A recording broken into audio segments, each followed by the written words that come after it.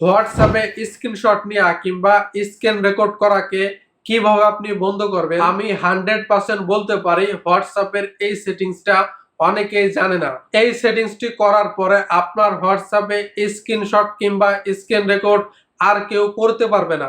খুবই ইন্টারেস্টিং একটি ভিডিওটি শেয়ার দিয়ে নিজে রেখে দিন এবং অন্যকে দেখার সুযোগ করে দিন। তো চলুন শুরু করি, ভিডিওটা বেশি বড় করব না। প্রথমে আপনি আপনার হোয়াটসঅ্যাপ অ্যাপসে চলে যাবেন, এরপর উপরে থ্রি ডট আইকনে ক্লিক করবেন, এরপর সেটিংসে ক্লিক করবেন, এরপর অ্যাকাউন্টসে চলে যাবেন, এরপর উপরে দেখেন সিকিউরিটি নোটিফিকেশন, এইখানে আপনি চলে যাবেন।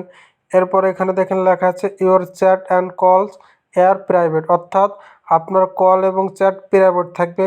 এখানে নিচে দেখেন টেক্সট এবং ভয়েস, এরপর অডিও কল, ভিডিও কল এবং শেয়ার লোকেশন, এইগুলো আপনার সিক্রেট থাকবে।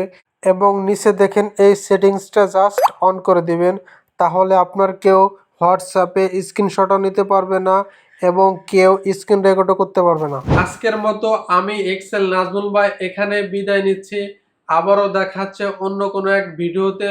সবাই ভালো থাকবেন, সুস্থ থাকবেন। আল্লাহ হাফেজ।